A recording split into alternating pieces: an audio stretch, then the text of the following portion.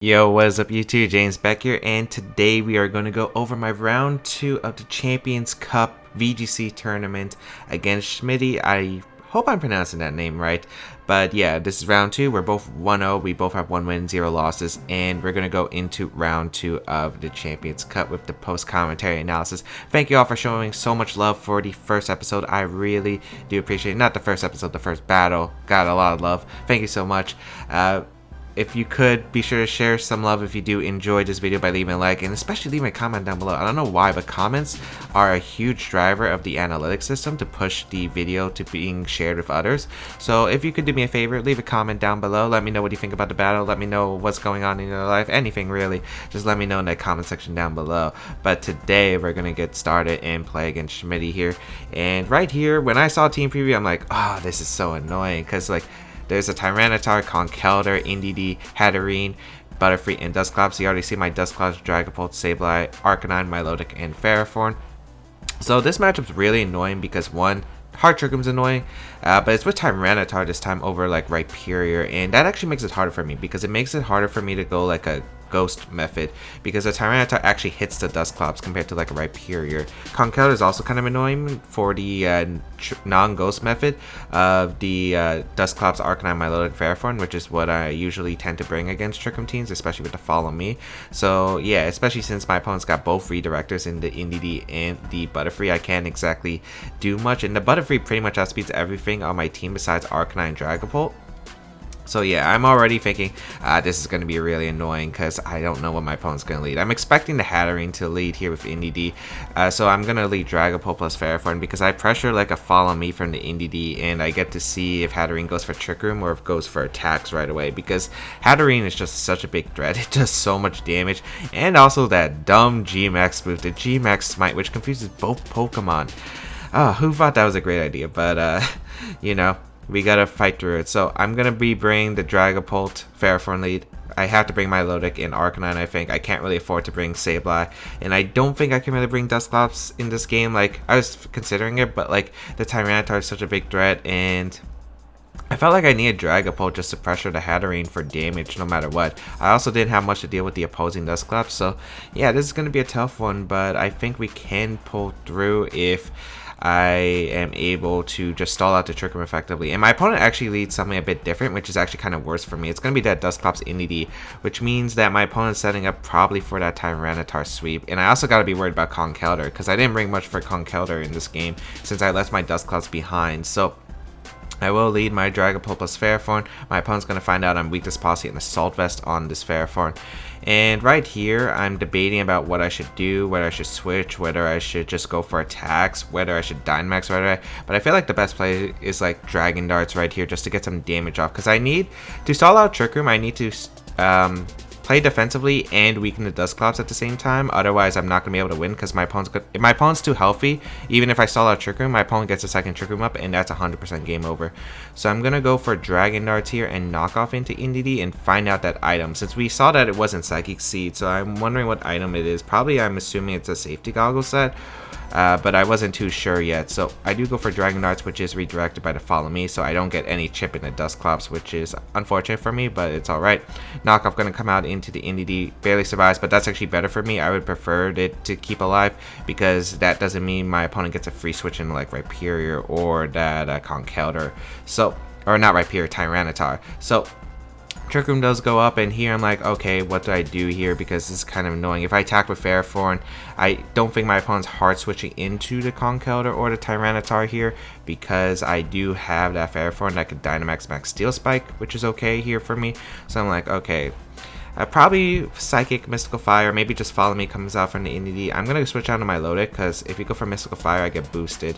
I get to scout for attacks here, and Milotic can recover up the damage, so it's a great way to help stall out this Trick Room effectively. So gonna go Milotic and just protect my Dragapult just to scout what my opponent's gonna do, and I don't want Dragapult to take a Psychic. That would be really bad. My opponent does go for Follow Me, trying to sack the Indeedee, probably just trying to bring out a free switch into that Tyranitar or that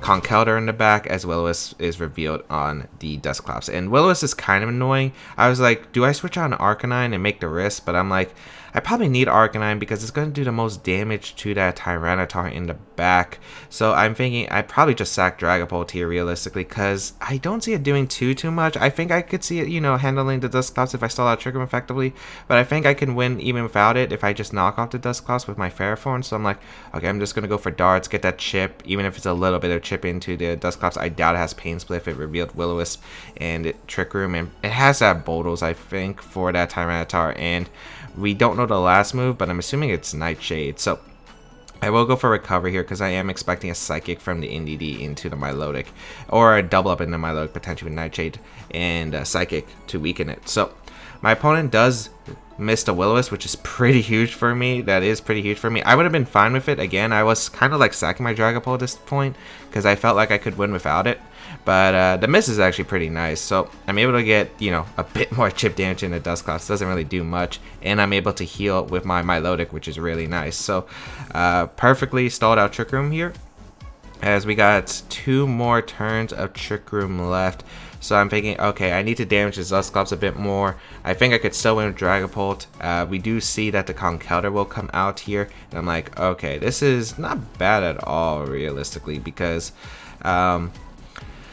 Conkeldurr is a threat here, but I'm actually just going to go for Dragon Darts here. I'm pretty sure I go for Dragon Darts here, and I think I switch out into Arcanine because of the fact that I'm trying to weigh my options, and I don't think Protect is the play because I feel like Protect is so obvious from the Dragapult, and my opponent might think I don't have Protect on my Milotic because maybe they think I'm a Hypnosis set or that offensive set from Hirofumi, but I'm gonna go Arcanine and just Dragon Darts because like I need that chip in the Dusclops, as I said before, and Arcanine could be in a good position. One, this Intimidate into Conkeldurr is huge, allows me to live a lot of attacks from this Conkeldurr that I can do, and then like I could double protect the next turn, Dynamax, double up the Dusclops, and deny that Trick Room is what I'm thinking.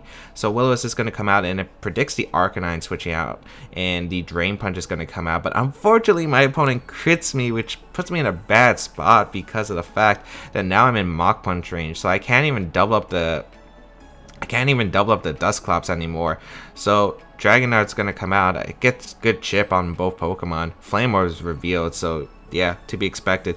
And now I'm like, okay, this is really bad. It's the last turn Trick Room. I have to double protect here. I can't really switch out Arcanine because I don't want my Milotic taking too much, and I don't think I'm even getting a knockout if I go into my Milotic and I max Ghost and Muddy Water the Dusclops, since I'm not Life Orb on the Milotic. So I think I have to double protect here, and I might have to either try to set up with like Steel Spikes or something to help my Milotic out, or something of that nature, because I just don't see how I'm preventing Trick Room from going up. But my opponent actually makes an interesting play here and goes for the Dynamax with the Conkeldurr.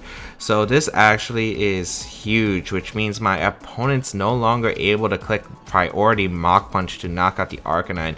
And I'm pretty sure I'll live max fighting even if it's Guts boosted because I intimidated it. So it's actually pretty huge here. So I will go for that double protect here, stall out that last turn Trick Room, and hope that I can get rid of that Dusclops right here, as I will go for the double protect. And let's see what my opponent did. It went for Pain Split, so we revealed basically the entire moveset on the Dusclops. I think it has to be like Boldles or something to set up the policy on Tyranitar, because I'm pretty sure like you need it on like a hard Trick Room team. You need offense. And we see the max Hailstorm actually into the Dragapult, which was amazing for me. I'm like, wow, this is actually so good for me because, yeah, you got a bit of chip, got the Hail up, but you know what? My weakness policy is activated. I got Dynamax. This is the last turn Trick Room. Dusclops got chipped to where I need it to be, and I'm like, oh, this is looking pretty good here, because now the Dynamax is also on the Conkeldurr, so I don't have to worry about Tyranitar Dynamaxing.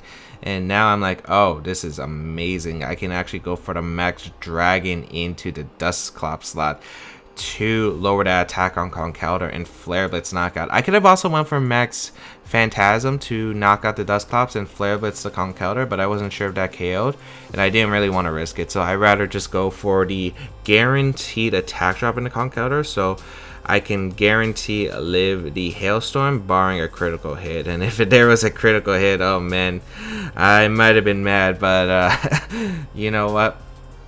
I think it's better because like if I didn't make this play and Conkeldurr survived the Flare Blitz at -1 defense, I was worried about a 2v2 situation where I feel like I could potentially lose. So Dragapult does come out here, Dynamaxed, and we'll see. No ally switch, I'm pretty sure, so Max Dragon does come out into Dusclops, which will live on a sliver of health, but that's completely fine as I doubled up the Dusclops slot anyway and lower that attack. So that Conkeldurr is at -2 stages of attack, which is amazing for me, as Flare Blitz is going to come out into the Dusclops slot, and getting rid of this Dusclops denies that Trick Room once again. And the only other Pokemon I could set up Trick Room is Hatterene, which will go down to my Dragapult, obviously. So Arcanine will survived the turn actually, but Max Hailstorm going to come out of Dragapult, and thanks to the Intimidate and the attack drop from the Max Dragon, I'm able to survive. Unfortunately, Arcanine will go down to Hail, but I was like, yeah, I'm pretty okay with that. That's actually a really good position for me, because now I can start Steel Spiking up if it is that Tyranitar in the back, or I could just keep going for Max Dragons at this point, and I should be able to win the game. So go Milotic here for sure, because I don't want to bring in FERROTHORN just yet, as we will bring out the Milotic on, I believe it's the Hatterene, if I remember right. Yeah, the Hatterene does come out here, so I am able to just go for a Steel Spike onto the Hatterene and Muddy Water, because I want to deny that Trick Room. I'm pretty sure that if like my opponent's team doesn't needs, I think, a Life Orb on the Hatterene, because like my opponent's team lacks offense. Like my opponent has like 3 support mons in Dusclops, Butterfree, and Indeedee, so I felt like this had to be Life Orb Hatterene. So go for Steel Spike to get that guaranteed defense boost, and my opponent went for Max Guard with the Conkeldurr, which I think makes sense, because I think my opponent's only hope there at this point was a choke on the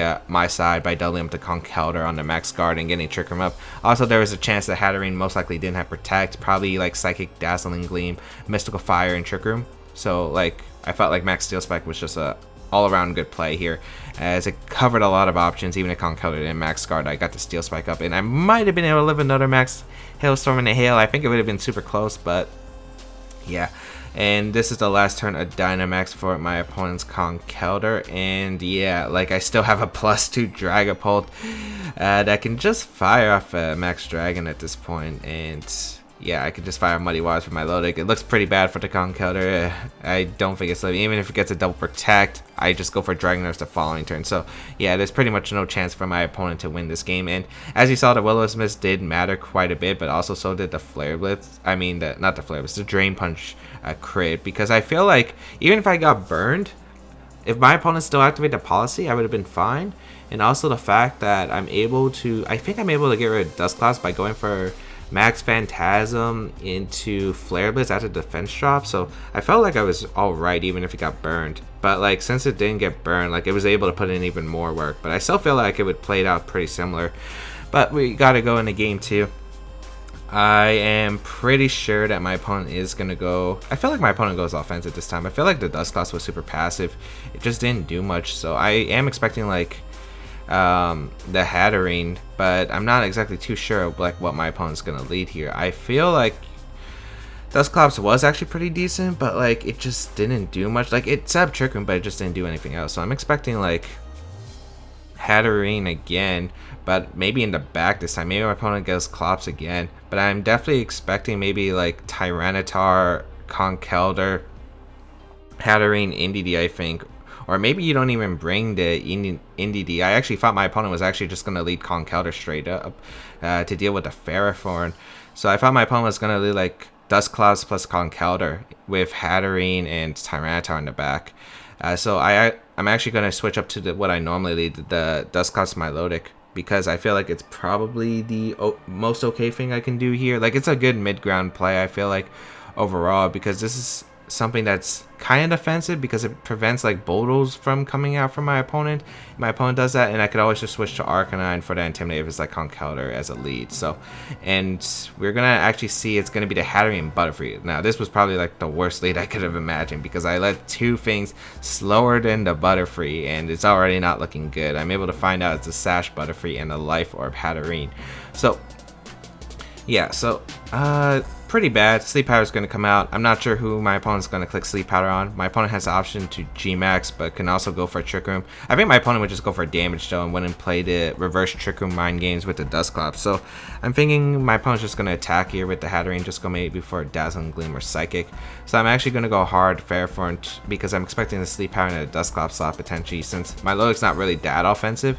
So I'm making the risk here, as I will go with my FERROTHORN here for my Dusclops, hoping to catch the Sleep Powder, as we will see the G-Max come out from one of my opponent's Pokemon, and it is actually going to be the Hatterene. Doesn't really make sense to G-Max the Butterfree right there, because you don't really need the status right away, and who needs status when I already know is that G-Max my that cursed move coming out from the Hatterene. Like, you already know, and I already got the call wrong with Sleep Powder. I'm like, once I saw that Sleep Powder hit that Milotic, I was like, I'm pretty sure this game is like 90% over. I'm like pretty sure it's 90% over, as G-Max Might does come out from my opponent, and it targets my Milotic too, so that's even a worst case scenario for me, because now I'm in range from an attack from Butterfree, and I'm like, oh, this is not good at all. This is not good at all. And I don't have a switch, because you just keep clicking G-Max Smite, and even if I switch out to like prevent confusion stuff, it doesn't even matter. So I'm gonna sack my Milotic right here. I'm like trying to figure out what can I do in the situation. I'm like, it's not really looking good here. It's not looking good here. So my only play is to Dynamax the FERROTHORN and hope I can hit through and KO the Hatterene. Since I'm Assault Vest on FERROTHORN, I might live one missed Max Flare from this Hatterene, but still pretty rough of a spot anyway. So I will go for the Dynamax with my FERROTHORN, and I'm like hoping it breaks through, because like if I want a chance to continue this game, because like if I get rid of Hatterene, that's a Dynamax Pokemon gone, which means Tyranitar can't Dynamax in the back, if it is the Tyranitar, I'm assuming. And yeah, like I get a Steel Spike boost, which might help. We're gonna see the Sleep Powder. That was also a thing. My opponent was trying to cover for me switching to FERROTHORN on the Max Flare, which would make sense, but I felt like I couldn't switch anyway, because you just spam G-Max Smite potentially, and yeah, there is that G-Max Smite.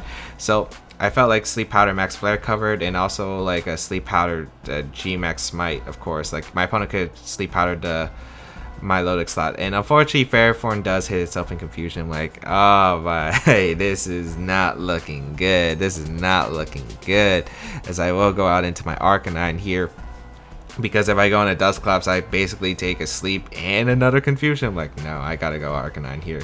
So I go Arcanine here, and the play is just to Steel Spike the Hatterene slot, try to knock it out once again. It's the last sort of the Dynamax for the Hatterene too, so that's at least one positive note. And I will protect my Arcanine and hope that, I feel like I was predicting the max, what is it, the max Psychic move from the Hatterene, Max Mindstorm coming out to just try to knock out the Arcanine, so it's a 2v2 situation, and I wouldn't be able to win most likely if it's like Tyranitar Dusclops in the back. Butterfree actually switches hard out into what we reveal is actually the Dusclops from my opponent's side, and I was not expecting that. So I'm like, my opponent only has one Conkeldurr and Tyranitar, which I was surprised about.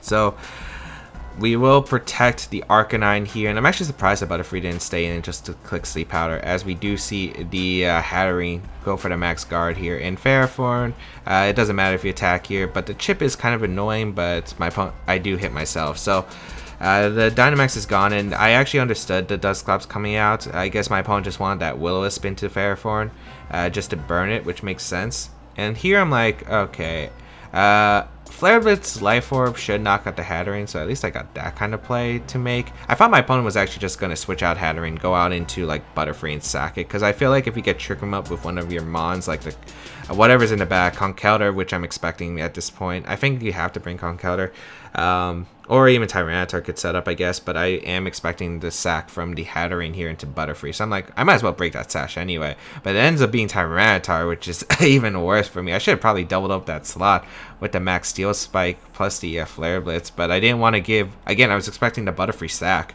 so I didn't want to risk that, because if I double attacked the Butterfree, it went down, Trick Room came out, or it would have been like a free Conkeldurr switching, and it would have been really bad. But yeah, we're gonna see the Will-O-Wisp come out into the FERROTHORN right here to burn it, and now this FERROTHORN is basically useless. I finally snap out of confusion and get a Steel Spike off, but like, Okay, I'm like, I can maybe win this. It's still looking pretty bad, though. I am able to get the +1 defense, at least, with my Pokemon. But, like, I burned FERROTHORN at this point. Tyranitar's pretty healthy. I basically got to go off a choke for my opponent at this point. I'm, like, pretty certain that the Dusclops doesn't have Ally Switch at this point. Because I think you do need, like, some way to activate Policy. And I'm assuming it's Boros. So, I feel like Protect Trick Room is, like, always the... play here, but like I gotta hope I get the close combat off, because like it doesn't matter if I predict it, because I can't knock out the Dusclops with knockoff Flare Blitz. Maybe if I crit it, maybe I could go for that, but I don't even think a crit would knock out the Dusclops if I crit it with Arcanine. I don't even think a double crit can knock out with the burned FERROTHORN, so I'm like, there's no point. There's no point of predicting that. So close combat, there's no protect from the Tyranitar. I'm like, oh wow, wait, did I just win? That's what was going through my head, because I'm like, did I just win? Because like my opponent only has a Hatterene and a Butterfree in the back, and FERROTHORN is actually looking kind of nice in this position right here, as I do knock off the Dusclops to get rid of Violet. And yeah, Trick Room does go up, but there's no Tyranitar, which is absolutely huge here. So I'm like, wait, this is good for me. But like, I still have to be worried, because I'm pretty sure I'm in Mystical Fire range from the Hatterene after the burn. It was actually pretty close. I wasn't sure if I would be, but yeah, if the Hatterene comes out, it's gonna be, I think I have to double it up with Flare Blitz plus knockoff potentially, but we are actually going to see it's gonna be that Butterfree coming out. I'm like, wait, that's a throw, because I click Gyro Ball Protect here, and you can't sleep out a FERROTHORN. I'm like, why didn't the Hatterene come in? I'm like, wow, this is so good for me, because now I get to click Gyro Ball on the Butterfree. Because this is the awkward spot for my opponent, because you got two support Pokemon that's not doing anything to FERROTHORN.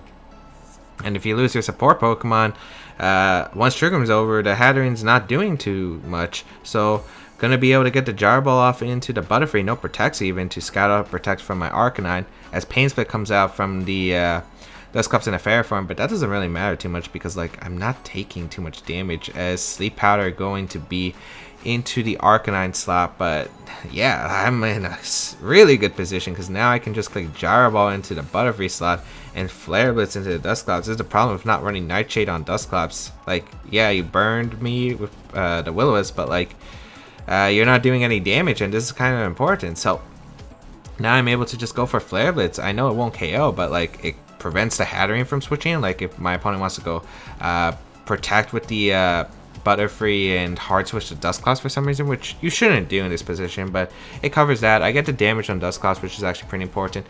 And yeah, feeling pretty good about this spot, as Butterfree does go for that Protect here, but like it didn't matter to me. I felt like Gyro Ball gonna come out in the Butterfree slot. We're gonna see that Brick Break is finally revealed, so that's the move that's gonna be used to set up the weakest possible. So now I know all 4 moves of the Dusclops guaranteed.